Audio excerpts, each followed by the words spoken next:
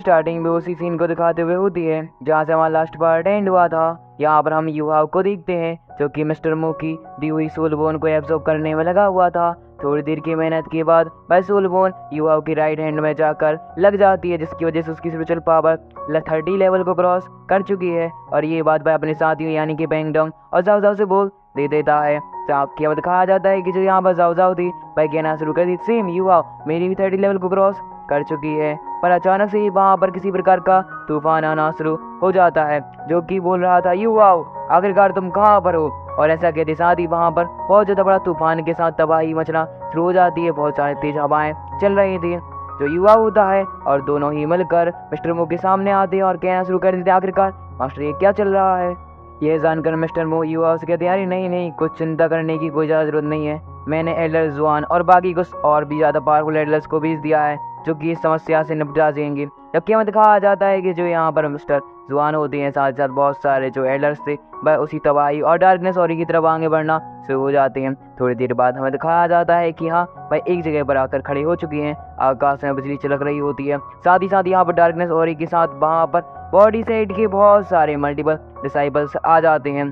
तभी हमें दिखाया जाता है एल्डर फेंग को, साथ ही साथ मिर्जाओ को भी, जो कि यह देखकर और भी ज्यादा हैरान हो चुके थे। उन्हें भी समझ में नहीं आ रहा था कि आखिरकार किस पावरफुल वॉरियर ने उन पर हल्ला बोल दिया है।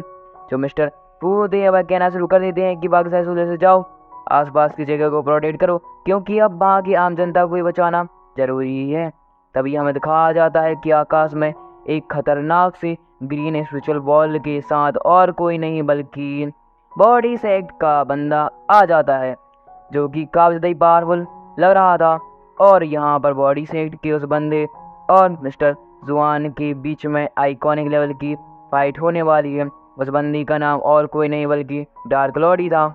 और जो यहाँ पर डार्क लॉर्ड था वह कहना शुरू कर दिया, मैं यहाँ पर बकवास करने के लिए बिल्कुल भी नहीं आया हूँ, युवाओं को हमें सौंप दो। हमें युवाओं को दिखाया जाता है जो कहते अरे ये मेरे लिए आए हैं आखिरकार।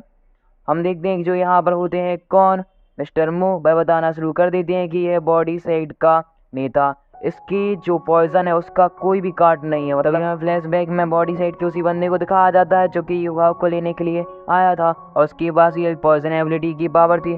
जबकि यहाँ पर बहुत सारे और भी बॉडी सेट के अदर बंदे आए होते हैं।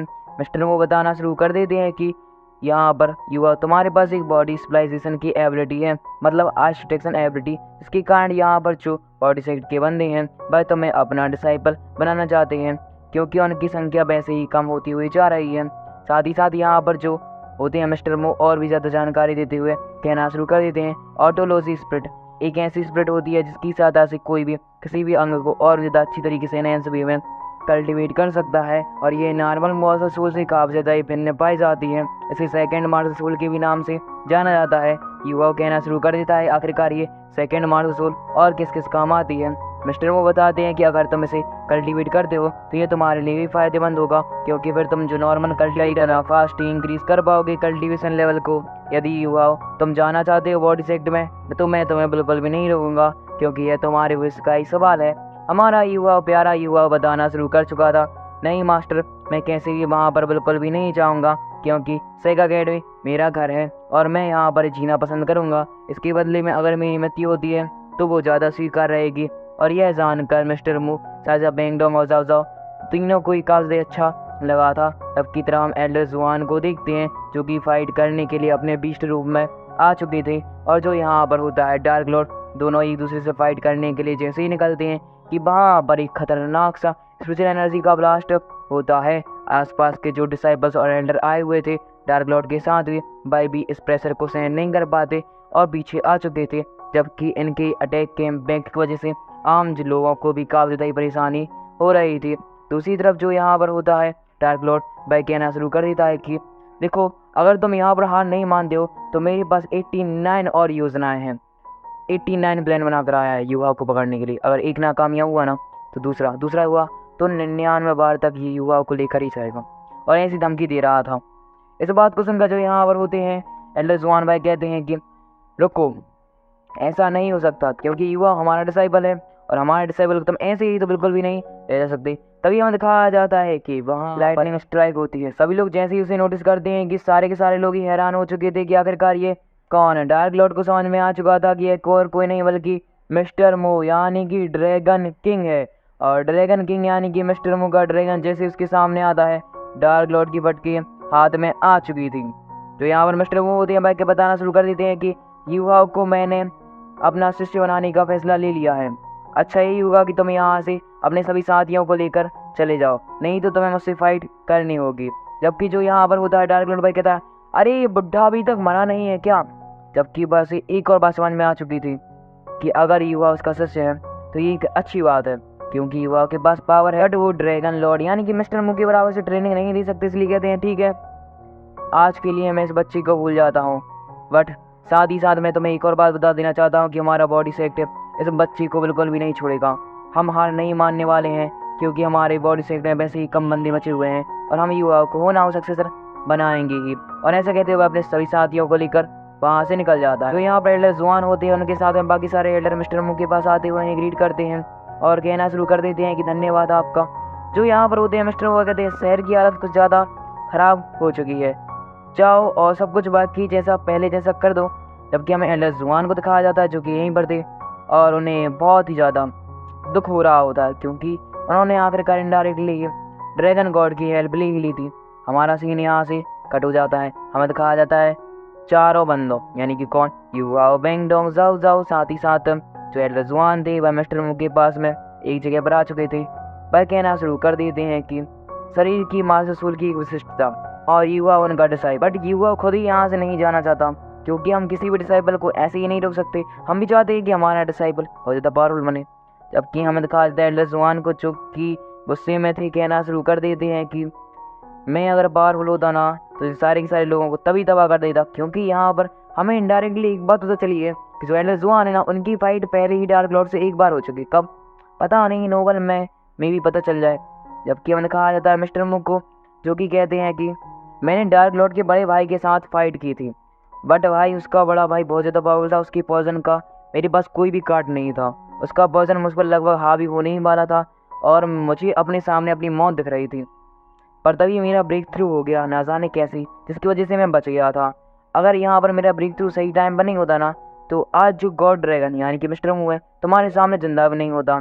और साथ ही साथ एक और बात है कि मानव जो होते हैं उनकी जीवन काल की अवधि सीमित होती है, मतलब उनको एक ना एक दिन मरना ही होता है। इसलिए मैं चाहता हूँ कि मरने से पहले मैं युवाओं को ट्रेन करूँ, जिसकी वजह से वह बहुत ज़्यादा पावरफुल बन जाए। सभी लोग युवाओं को अपना न्यू सक्सेसर बनाने वाले हैं यार, ये तो मैंने ही बता दिया एडिशनल में। वो जो मिस्टर मू होते हैं भाई युवाओं को बुलाते हैं, युवाओं इधर आओ। हमारा प्यारा युवाओं उनके पास जाता है और उनसे कहता है कि दादाजी आप मेरे दादा के ही समान हैं, आपको ऐसा बोलने की कोई ज़रूरत नहीं है। जो यहाँ पर होते हैं मिस्टर मू कहते हैं कि जब मैंने तुम्हें पहली बार देखा था ना तो मुझे पता चल गया था कि आखिरकार तुम्हारी कहानी काफ़ी ज़्यादा ही बहुत ही ज़्यादा इमोशनल है, तुम्हारी आंखें साफ बयां करती हैं। क्या तुम्हें आप अपनी स्टोरी मुझे बता सकते हो जिससे कि दर्द थोड़ा बहुत कम हो जाए? अभी तक ये स्टोरी किसी को भी नहीं बताया है बेंगडोंग को छोड़कर। और यहाँ पर जो होते हैं युवा उसकी आंखों से भी आंसू आना शुरू हो चुके थे, क्योंकि उस भाई भी अपनी मॉम के बारे में याद करता है कि आखिरकार किस तरह उसकी सेक डेबल्स सारे के सारे दोस्त बने, मिस्टर मू, मिस्टर जुआन, जाओ जाओ और कंपटीशन। इन सारे के सारे लोगों ने सेक एकेडमी से मुझे इतना ज़्यादा कनेक्ट कर दिया है कि क्या ही बता सकते हैं। अपनी मॉम के बारे में थोड़ा बहुत बताता है। जो यहाँ पर मिस्टर मू थे वह कहते हैं कि मैंने वादा कर दिया है कि मैं तुम्हें अपने डिसाइबल बना के ही रहूँगा, बट ये बात कन्फर्म नहीं है कि मैं कितने महीने और जी सकता हूँ। ये जानकर जो मिस्टर जुआन होते हैं भाई कहते हैं अरे जल्दी जल्दी ग्रीट करो शिष्य बन जाओ, क्योंकि ये बहुत ज़्यादा अच्छा रेयर चांस है। युवा उनकी बातों को सुनकर तुरंत ही अपने घुटनों पर आ चुका था और आधे साथ ही कहना शुरू कर देता है कि आप मुझे अपना शिष्य बना लीजिए। जो होते हैं मिस्टर वो कहते हैं अरे नहीं अच्छे उठो, तुम एक अच्छी लड़की हो, मैंने तुम्हारी बहुत ज़्यादा तारीफ सुनी है और तुम्हारी कैपेबिलिटी के बारे में तुम्हें देख ही चुका हूँ। तो यहाँ पर ज़्यादा होती है वह बहुत ज़्यादा प्रसन्न लग रही थी।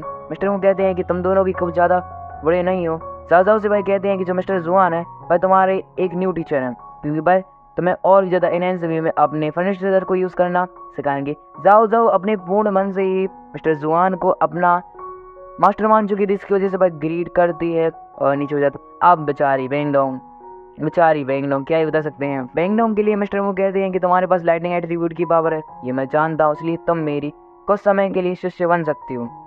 अब यह जानकर जो बेंगडोंग होती है भाई कहती है ये तो अनुचित है ना, क्योंकि यहाँ पर जाओ को भी परमानेंट मिल गया और युवा को भी। देखो मैं तुम्हें एक बात बता देना चाहता हूँ कि हम और युवा दोनों ही एक ही थाली के चट्टे बट्टे हैं, हम दोनों अलग नहीं हैं।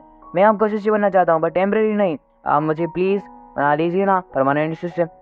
जो होते हैं मिस्टर मुंबई कहते हैं कि देखो मुझे शिष्य बनाने में प्रॉब्लम नहीं है, बट ये बात है ना कि अगर मैं 2 डिसाइबल्स पर ज़्यादा ध्यान दूंगा ना तो मेरी एज की लिमिट और मेरी सारी की सारी एनर्जी उसमें ही बर्बाद हो जाएगी। मैं जानता हूँ कि तुम भी बहुत ज़्यादा केवल हो बट मेरी भी तो एज हो गई है ना। तो जो बैंगडोंग होती है भाई तो यहाँ पर रुकना नहीं वाली थी भाई, इमोशनल ड्रामा करना शुरू कर चुकी थी तो बेचारे मिस्टरों को अंततः उसकी बात माननी पड़ती है।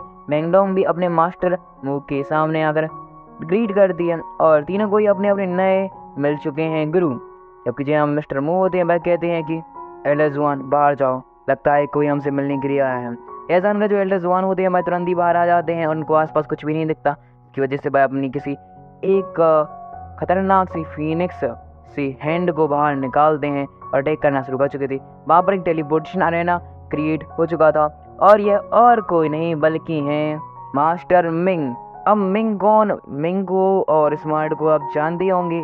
अरे सन एंड मून एम्पायर के 2 लड़की और लड़का पावरफुल सबसे ज़्यादा, तो उनकी ग्रैंड लड़की का नाम मिंग है और लड़की का नाम स्मार्ट और उसकी ग्रैंडफादर का मिस्टर मिंग या फिर मास्टर मिंग, तो कंफ्यूज मत होना।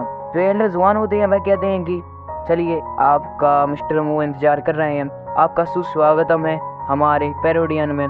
पर यहाँ पर इनको कुछ हो रहा था अनुभव, क्योंकि मिस्टर मू ने उन्हें बता दिया था उन्हें नॉर्थ गेट की तरफ से आगे लेकर आओ, क्योंकि यहाँ पर हम पैरोडियन की सीक्रेट ना उनको नहीं बता सकते, मैन हॉल में नहीं लेकर आना। इसकी वजह से भाई नॉर्थ गेट से आ जाते हैं मिस्टर मू के पास। मिस्टर मू के पास आते साथ ही वह उन्हें बिल्कुल भी नहीं जानते थे, केवल मिलने के लिए आए थे। पता नहीं सन एंड मून एम्पायर के लोग क्या सीखेंगे, लगता है कि यहाँ पर एमरल्ड कोई चालबाजी कर रहा है।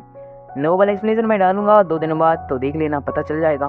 इस तरह में दिखाया जाता है कि भाई ग्रीड करते साथ ही मिस्टर मू से कहते हैं कि मैं यहाँ पर आपसे एक काम मांगने के लिए आया हूँ। मिस्टर मू कहते हैं हाँ मुझे पता है कि तुम अपने स्टूडेंट यानी कि सन एंड मून एम्पायर की टीम का कैप्टन था।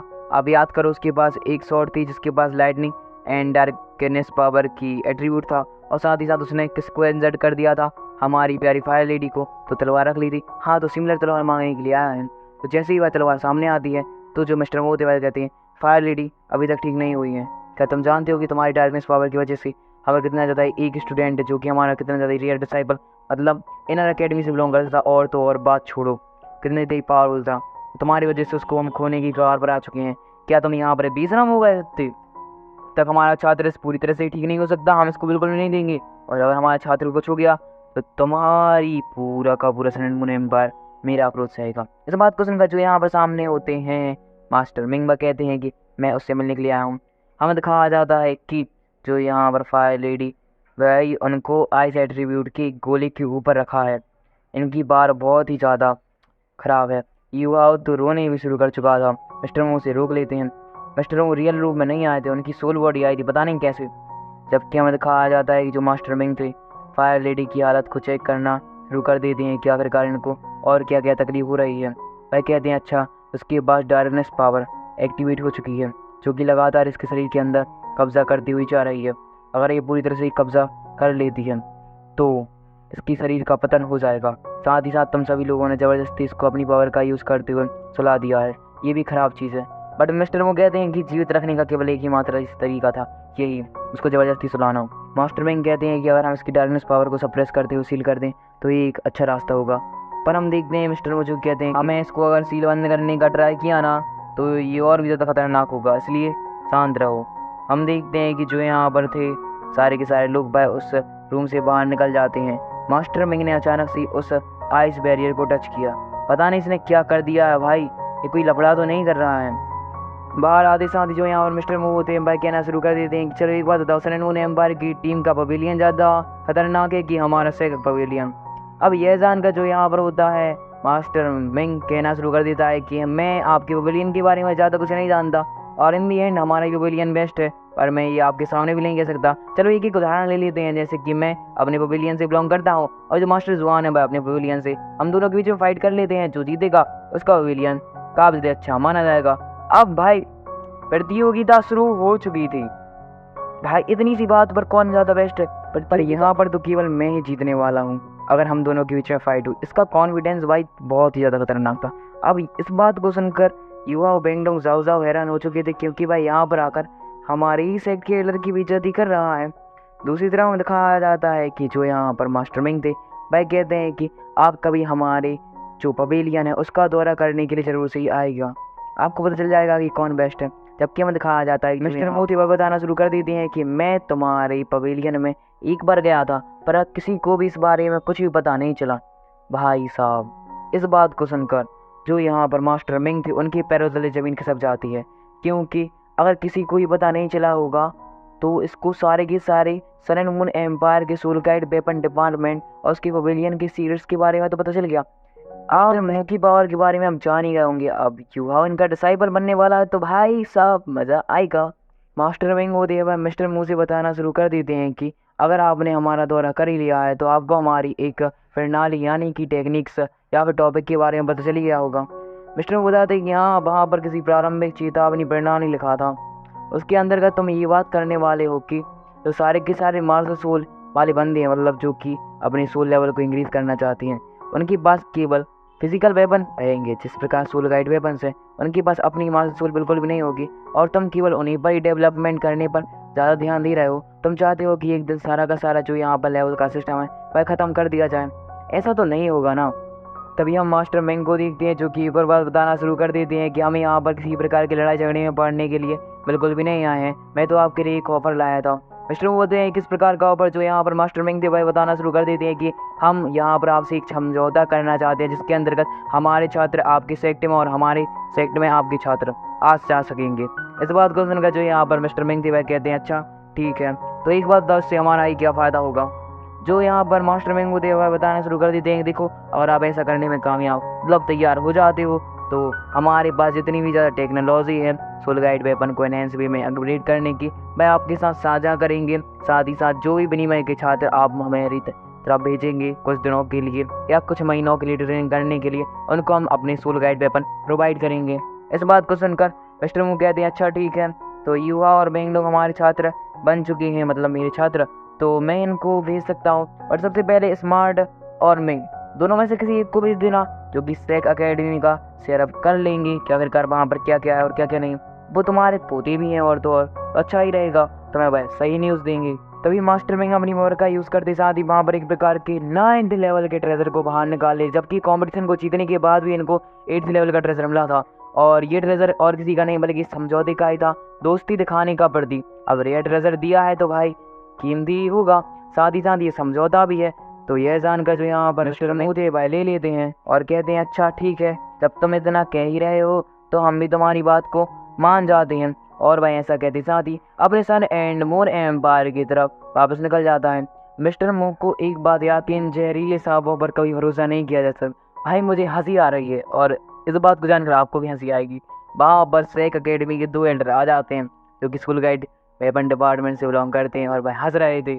हमें दिखाया जाता है एक जगह पर जहाँ पर जंगल के बीचों बीच जो यहाँ पर होते हैं मास्टर मिंग भाई अपने सन एंड मून एम्पायर कुछ डिसाइबल्स को लेकर आए थे और सोल गाइड कैनन जो कि 10th लेवल की है पूरी की पूरी स्ट्राइक अकेडमी उड़ाने की तैयारी कर रहे थे, असेंबल कर रहे होते हैं। पर तभी वहाँ पर आ जाते हैं दोनों के दोनों स्ट्राइक अकेडमी के एल्डर और वहाँ पर आते उसे नष्ट कर देते हैं। ये बात वह बता चुके थे।